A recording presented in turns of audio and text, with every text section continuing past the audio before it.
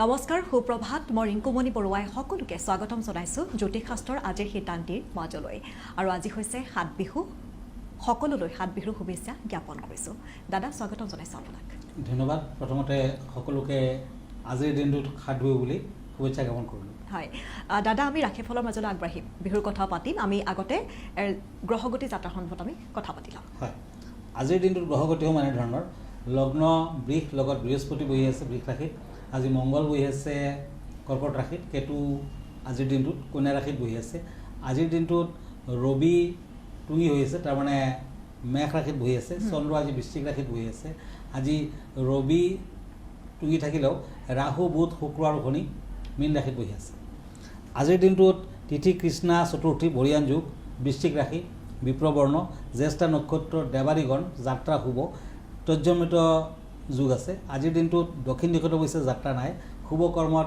মধ্যম ফলদায়ক হ'ব দিনটোত মূলা খোৱা নিষেধ এতিয়া আহিছোঁ দিনটোৰ ৰাশিফললৈ আজি প্ৰথমতে মই মেঘ ৰাশিৰ ফলাফল ক'ম চ'ৰ্চ এণ্ড চ'ৰ্চ এই দুখন কাৰ্ড মতে কিবা কাৰণত শুভ সংবাদ পাব মন আনন্দিত হ'ব ভ্ৰমণৰ যুগ দেখা যায় কৰ্মৰ ক্ষেত্ৰত পদোন্নতিৰ যুগ আনৰ বাবে সময় নষ্ট হ'ব পাৰে প্ৰেমত আজি সাৱধান হওক lucky colour blue unlucky colour orange colour এতিয়া আহক বৃষ ৰাশিলৈ টৰাছ ওৱান্স এণ্ড কাপছ এই দুখন কাৰ্ড মতে আজি পৰীক্ষামূলক প্ৰতিযোগিতাত জয়লাভ কৰিব লিখকসকলৰ বাবে শুভ বন্ধুবৰ্গৰ পৰা সহায় সহানুভূতি লাভ ব্যৱসায় বাণিজ্যত সফলতা পাব প্ৰেমত কষ্ট আছে গল্ডেন কালাৰ লাকি ব্লেক কালাৰ আনলাকি এতিয়া মিথুন ৰাশি জেমিনি ওৱান্স এণ্ড ওৱান্স জেমিনিসকলৰ মানে মিথুন ৰাশিৰ লোকসকলৰ আজি মধ্যম ফল পাৰিলে পুৱা গধূলি শিৱৰ মন্ত্ৰ জপ কৰক আজি আনৰ প্ৰতি দায়বদ্ধতা আৰু সৰলতা থাকিব সংৰাগেৰে কোনো সমস্যাৰ সমাধান নহ'ব দিনটোত চলা ফুৰাত সতৰ্কতা অৱলম্বন কৰক প্ৰেমত আনন্দ লাভ দিনটোত হোৱাইট কালাৰ লাকি ৰেড কালাৰ আনলাকি কৰ্কট ৰাশি কেঞ্চাৰ চ'ৰ্চ এণ্ড ওৱান্স এই দুখন কাৰ্ড মতে আজি কৰ্মৰ ক্ষেত্ৰত যোগ্যতা দিব পাৰিব অধিক পৰিশ্ৰম কৰিব লগা হ'ব পাৰে আৰ্থিক দিশত উন্নতি সমস্যাবোৰৰ কিছু সমাধান হ'ব পাৰে গ্ৰীণ কালাৰ লাকি ব্লু কালাৰ আনলাকি আমি আনকেইটা ৰাশিফলৰ মাজলৈ যাম দাদা এখন পত্ৰ এইখিনিতে লৈছোঁ পত্ৰখনত লিখিছে যে বিহু সম্পৰ্কে তেওঁ জানিব বিচাৰিছে লগতে তেওঁ ব্যৱসায় কৰে আৰু এই ব্যৱসায় সন্দৰ্ভতো তেওঁ কিছু কথা জানিব বিচাৰিছে হয় বিহু গীতত কোৱা হৈছে ঢোলে বাই ঢুলীয়া খোলে বাই খুলীয়া কাৰ ঘৰত নাচনি আছে ওচৰ চাপি চাপি নাহিবা নাচনি তোমাৰ গাত মোহিনী আছে গতিকে বিহু গীতৰ কেন্দ্ৰীয় বস্তু হ'ল প্ৰেম আৰু আজি সাত বিহু বিহু গীতত নদ নদী পশু পক্ষী পৰ্বত পাহাৰ আৰু খেতি পথাৰৰ কথা কোৱা হৈছে অসমৰ লোক সংস্কৃতিৰ মনোৰম সম্পদ হৈছে বিহু নৃত্য মুকলি পথাৰ গছৰ তলত বিভিন্ন জাতি জনগোষ্ঠীৰ বাদ্যযন্ত্ৰৰে আকাশ বাতাহ মুখৰিত হৈ থাকে বতাহ মুখৰিত হয় গতিকে একতাৰ এনাজৰীডাল ধৰি ৰাখি সেৱাই হৈছে বিহুৰ পৰম কৰ্তব্য আৰু ৰঙালী বিহু আচলতে কৃষিভিত্তিক উৎসৱ গতিকে কোৱা হৈছে বহাগ মাহটো এইটো ঋতু নহয় বহাগ এটি মাহ বহাগৰ কথা ক'লে শেষ নহ'ব বহাগৰ কথা ক'লে বহুত কিবা ক'বলগীয়া আছে আৰু লগতে আপোনাৰ ব্যৱসায় বাণিজ্যৰ কথা জানিব খুজিছে আপোনাৰ বুধ গ্ৰহ টুঙি হৈ আছে বুধ গ্ৰহটো ব্যৱসায় কণ্ট্ৰল কৰে গতিকে বুধ যিসকলৰ টুঙি ষ্ট্ৰং তেওঁলোকে কিন্তু ব্যৱসায় কৰিব পাৰে আৰু যথেষ্ট টকা পইচা জীৱনত আহিব তথাপি আপুনি বিজনেছৰ বাবে এটি পাৰ্টনাৰত ইউজ কৰিব পাৰে ইমাৰেল বুলি যাক কোৱা হয় লিটিল ফিংগাৰত পিন্ধিব সোণত বনাই পিন্ধক নিশ্চয় ভাল হ'ব ধন্যবাদ জনাইছোঁ আমি আনকেইটা ৰাশিফললৈ আগবাঢ়ো হয় এতিয়া পেণ্টাকুলছ এণ্ড কিং অফ চ'ৰ্চ এই দুখন কাৰ্ড সিংহ ৰাশিসকলৰ বাবে লিঅ' আজি কৰ্মৰ ক্ষেত্ৰত যোগ্যতাৰ প্ৰমাণ দিব পাৰিব অধিক পৰিশ্ৰম কৰিব লগা হ'ব পাৰে আজি আৰ্থিক দিশত উন্নতি সমস্যাবোৰৰ সমাধান হ'ব পাৰে গ্ৰীণ কালাৰ লাকি ব্লু কালাৰ আনলাকি এতিয়া আহক কন্যা ৰাশি source and knight of source আজি বিহু বুলি ঘৰলৈ অহা আলহীক খাদ্যদ্ৰব্য দক্ষিণা আৰু বিহুৱান দিয়ক নিশ্চয় ভাল হ'ব আৰু কৰ্মত শক্তিশালী স্থিতি উপলব্ধি কৰিব পাৰিব ব্যৱসায় বাণিজ্যত উন্নতি হ'ব নিবনুৱাসকলৰ কৰ্মপ্ৰাপ্তিৰ যুগ বিদ্যাৰ্থীসকলে ভবামতে ফল নাপায় lucky colour black unlucky colour orange এতিয়া আহক তুলা ৰাশিলৈ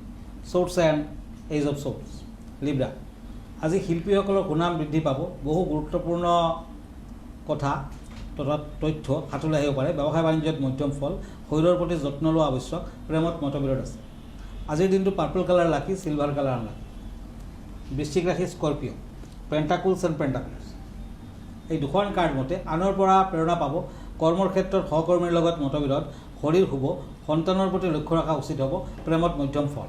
বৃশ্চিক ৰাশিৰ জাতক জাতিকাসকলে আজি দেৱ মন্দিৰত এগছি চাকি আৰু দক্ষিণ আদি দান কৰক, ভাল হ'ব। পিংক কালাৰ লাকি, মেৰুণ কালাৰ আনলাকি। আমি আনকেইটা ৰাশিফললৈ যাম দাদা, আৰু এখন পত্ৰ এইখিনিতে লৈছোঁ। লিখিছে যে বিহুৰ সময়ত গামোচা আৰু পেঁপা ইমান প্ৰয়োজনীয় কিয়, আৰু তেওঁৰ বিষয়েও কিছু কথা জনাব কৈছে আপোনাক। হয়, অসমীয়াৰ বুকুৰ আমুঠু অতি প্ৰিয় গামোচা। আই নাই মাউৰা, তিৰি নাই বৰলা। কথাতে কয় যে আই নাই যাৰ মাউৰা আৰু তিৰি নাই বৰলা। গামোচা দেউতা নাই, তাৰ কোনো নাই।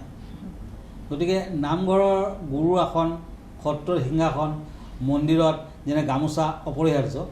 ডক্টৰ লীলা গগৈয়ে তিয়নি গামোচা, পানী গামোচা, ফুটুকি দিয়া গামোচাৰ বৰ্ণনা কৰি থৈ গৈছিলে। বিহুৰ সময়ত বিহুৱতীয়ে গায় এনেধৰণৰ, ধনলৈ এ বুলি গামোচা বৈছিল, ফুলতো লাগিলে কেনা।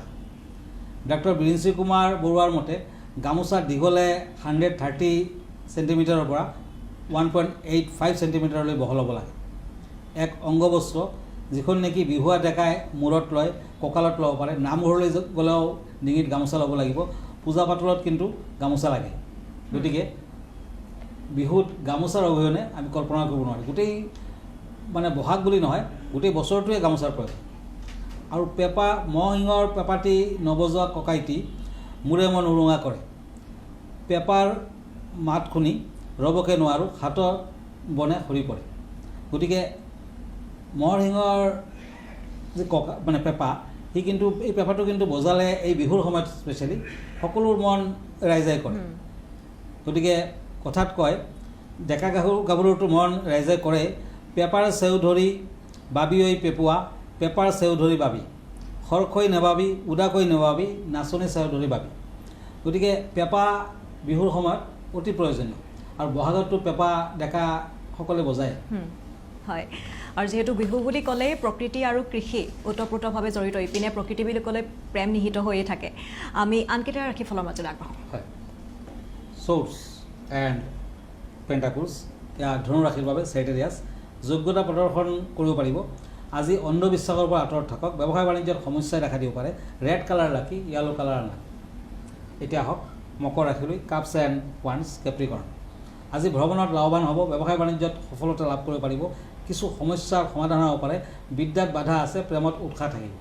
আজি বিহু বুলি দুখীয়া ল'ৰা ছোৱালীক পিঠা পনা খাবলৈ দিয়ক, দক্ষিণা আদি দান দিয়ক। নতুন কাপোৰ কানি দান দিব পাৰে আৰু ভাল। Lucky colour silver colour, unlucky colour আজি গ্ৰীণ কালাৰ। এতিয়া কুম্ভ ৰাশি, Aquarius, swords and knight of ওৱান্স। এই দুখন কাৰ্ড মতে আজি যিকোনো কাম কৰাৰ আগত চিন্তা কৰক, আনক হিংসা নকৰিব। ব্যৱসায় বাণিজ্যত জটিলতাই দেখা দিব পাৰে।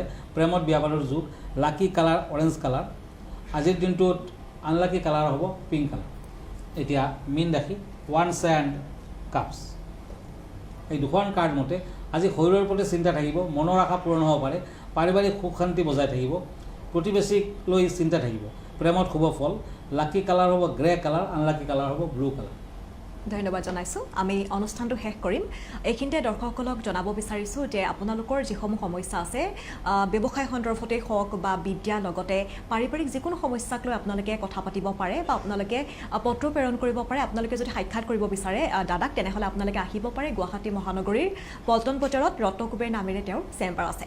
আমাৰ টেলিভিছনৰ স্ক্ৰীণতো ইতিমধ্যে তেওঁৰ ঠিকনা আৰু ফোন নম্বৰটো দিয়া আছে। দাদা, আপুনিও এবাৰ ঠিকনাটো জনাই দিব। হয়, মনত ৰাখিব, প্ৰতি দেওবাৰে ৰাতি 10টামান বজাত মই প্ৰাগ নিউজৰ লাইভত থাকোঁ। আৰু যদি আপুনি ফেচবুক পেজত মোক চাৰ্চ কৰে, কিৰো য়াং ৰত্নকুবেৰ বুলি চাৰ্চ কৰিব পাৰে। মই ইউটিউবত আছোঁ, মই ইনষ্টাগ্ৰামতো আছোঁ। আমাৰ ঠিকনা এষ্ট্ৰলজাৰ কিৰো য়াং, Ratnakuber gems and jewellery, Manipuri বস্তি, গুৱাহাটী 7। ফোন নম্বৰটো হ'ল 9085949309। আমাৰ ইমেইল এড্ৰেছটো হ'ল kiroyangastrologer@kiroyang.com। ধন্যবাদ, নমস্কাৰ। আৰু এইখিনিতে অনুষ্ঠানটিৰ পৰা মই ৰিংকুমণি বৰাই বিদায় লৈছোঁ। ধন্যবাদ।